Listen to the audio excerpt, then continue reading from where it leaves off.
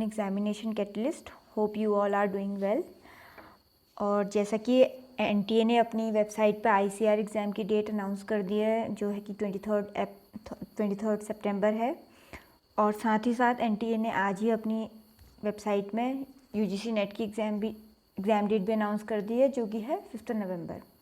तो यूजीसी के एग्ज़ाम के मैं तो अभी काफ़ी टाइम है, बट जो एग्ज़ाम आपका बस विद इन अ वीक आने वाला है, मीन्स कि 3-4 डेज़ में है, उसके बारे में हम थोड़ा सा एक बार डिस्कस कर लेते हैं, ताकि आपको एग्ज़ाम से पहले आइडिया हो कि एग्ज़ाम में बैठने में आपको यूजीसी और आईसीआर में क्या डिफरेंस मिलेगा पेपर में।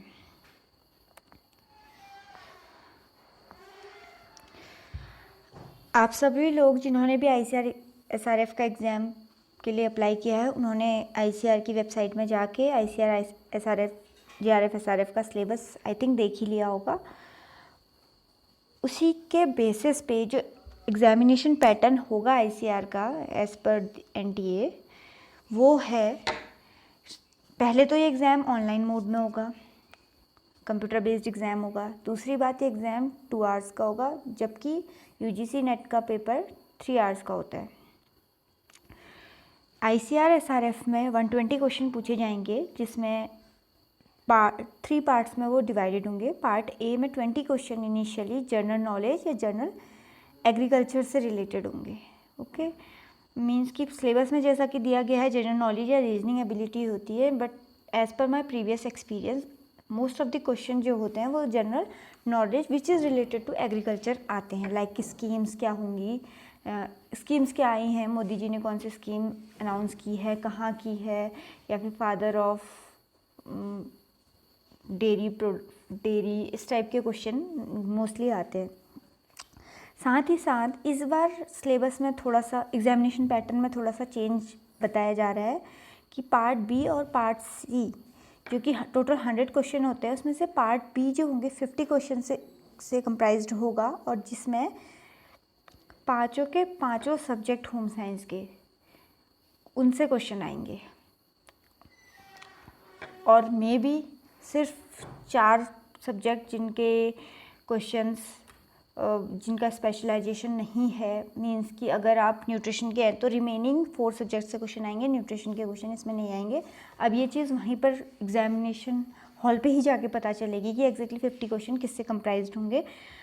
बट जो पार्ट सी है वो कम्प्लीटली आपके स्पेशलाइज्ड सब्जेक्ट से रिलेटेड होगा। मीन्स कि अगर आप न्यूट्रिशन से पीएचडी के लिए अप्लाई कर रहे हैं तो 50 क्वेश्चन न्यूट्रिशन के आएंगे, बाकी 50 क्वेश्चन मतलब नेक्स्ट, या अगर आप ह्यूमन डेवलपमेंट के तो ह्यूमन डेवलपमेंट के आएंगे, एफआरएम के आएंगे, टेक्सटाइल के आएंगे और एक्सटेंशन के आएंगे।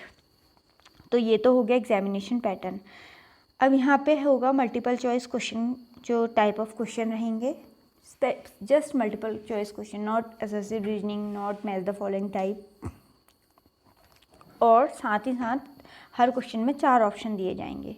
मैक्सिमम मार्क्स जो होंगे वो 480 मार्क्स का ये पेपर होगा, जिसमें 80 + 200 + 200 का पैटर्न होगा। मीन्स कि जो इनिशियली जीके के क्वेश्चन है वो 80 मार्क्स के होंगे। मीन्स कि 20 question, each question comprise of 4 marks, तो 20/4 = 80।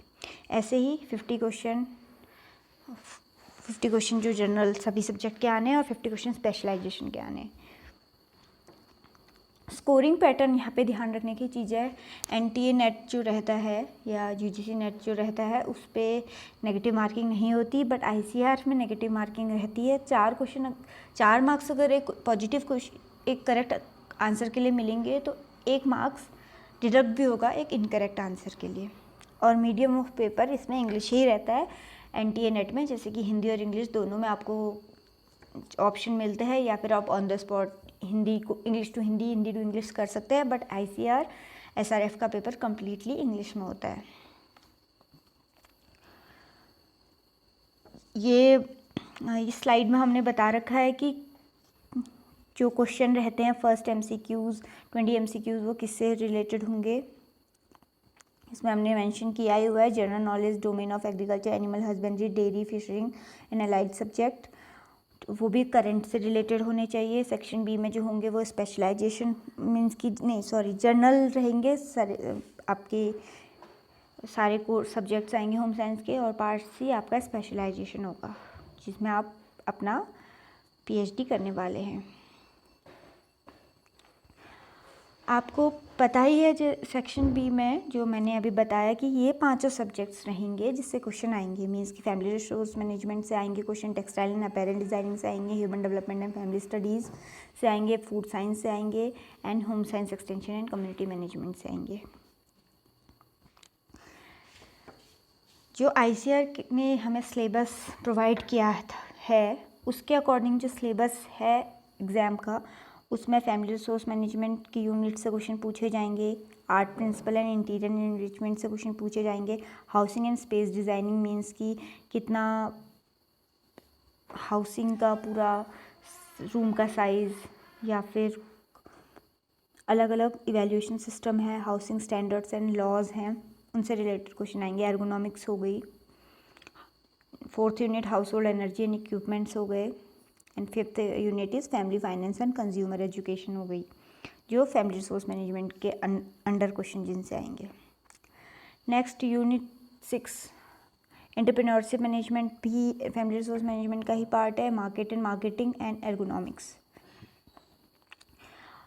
Next subject which is textile and apparel designing, जिसमें clothing construction and pattern making से क्वेश्चन आएंगे, fibre science, dyeing and printing से क्वेश्चन आएंगे, टेक्सटाइल एंड अपैरल क्वालिटी से question आ सकते हैं, क्वालिटी एनालिसिस से क्वेश्चन आ सकते हैं, ओवन एंड नीटेड स्ट्रक्चर से क्वेश्चन आ सकते हैं, टेक्सटाइल एंड अपैरल इंडस्ट्री से क्वेश्चन आ सकते हैं।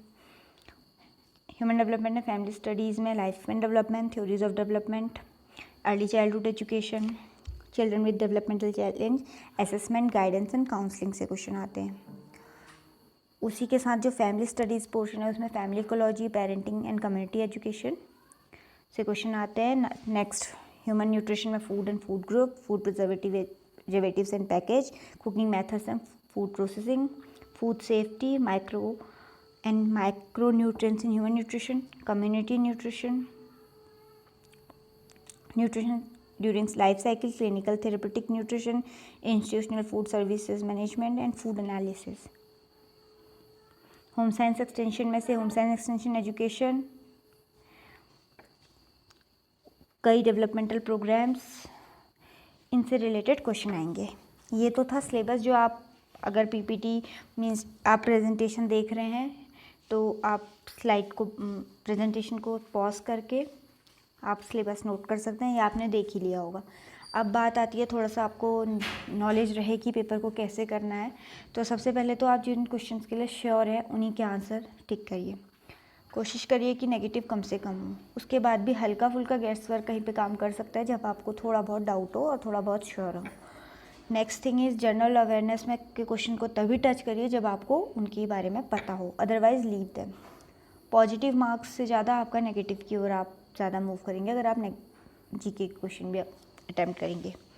इसके अलावा आपको एक चीज़ बता दिया जाए कि आईसीआर का ये पैटर्न रहता है। यूजीसी में तो जैसे रहता है कि 6% टॉप बच्चों को फेलोशिप लगती है, जेआरएफ लगती है, बट आईसीआर में हर सब्जेक्ट में एक बच्चे को फेलोशिप लगती है, एसआरएफ लगती है, टॉप रैंक का जो बच्चा होता है। सिर्फ और सिर्फ न्यूट्रिशन ऐसा सब्जेक्ट है जिसमें 2 सीट्स रहती है, एक जनरल और एक कैटेगरी, जिनमें एसआरएफ लगती है। बाकी as per this subject seats बहुत लिमिटेड हैं। आई थिंक न्यूट्रिशन में 7 to 8 सीट्स रहती है ऑल ओवर इंडिया। इसी के साथ बाकी सब्जेक्ट में 4 to 5 सीट्स रहती है, इंक्लूडिंग जनरल एंड कैटेगरी। तो आपको अपनी चॉइसेस बाद में भरने को मिलेंगी, आपको क्या चूज़ करना है क्या नहीं। इसलिए आपको अपने आंसर के लिए बहुत श्योर रहना ज़रूरी है कि आप जो भी क्वेश्चन जो भी मार्क करें वो पॉजिटिव की तरफ आपको ले जाए, क्योंकि कंपटीशन यहाँ बहुत ज़्यादा तगड़ा कंपटीशन रहता है और आपकी एक गलती, आपका एक गलत आंसर आपको दूसरे से पीछे कर सकता है और आपकी सीट मिलना मतलब आपको प्रॉब्लम आ सकती है सीट मिलने के लिए। तो आप ध्यान से इसको करिए, आपको पैटर्न वही मिलेगा एज़ कम्पेयर। टाइम कम है तो क्वेश्चंस भी कम है, टाइम कम है तो इसका पैटर्न थोड़ा अलग है। आपको यहाँ पे रीजनिंग नहीं करनी, मैच द फॉलोइंग नहीं करना, स्टेपिंग में अरेंज नहीं करना। डायरेक्ट क्वेश्चन पूछा जाएगा, उसमें आपको आंसर चूज़ करना है, या फिर क्वेश्चन इस टाइप के आ सकते हैं कि 4 ऑप्शन में से 3 ऑप्शन जैसे करेक्ट होते हैं कई बार, तो ए में ऑप्शन दे दिया फर्स्ट सेकंड थर्ड, बी में दे दिया थर्ड फोर्थ फर्स्ट, ऐसे करके आपको 4 ऑप्शन देंगे, उसमें से भी आपको सिलेक्ट करना पड़ सकता है। बट इसमें बहुत ज़्यादा आपको टाइम लगे ऐसा नहीं है। अपने टाइम को सेव करने की कोशिश कीजिए, पहले जो क्वेश्चन आते हैं उनको कीजिए, उसके बाद जिनमें डाउट है उनको कीजिए, और अपना हर एक क्वेश्चन को बहुत ध्यान से पढ़िए, बहुत ध्यान से समझिए। और जो आपको शुरू में ऑप्शन दिया होता है वो पर्पल मार्किंग करने का, श्योर शॉर्ट है तो ग्रीन मार्क कर देने का, तो उनका यूज़ करिए ताकि आपको याद रहे कि इस क्वेश्चन में मुझे रिव्यू करने की ज़रूरत है। That's all. कोई भी क्वेरी हो आप कमेंट सेक्शन में या फिर टेलीग्राम ग्रुप में अपना क्वेरी ड्रॉप कर सकते हैं। वी विल ट्राई कि आपको वहाँ पे आंसर दे दिया जाएगा उस बात का। Okay, all the very best. Hope you all will do your best.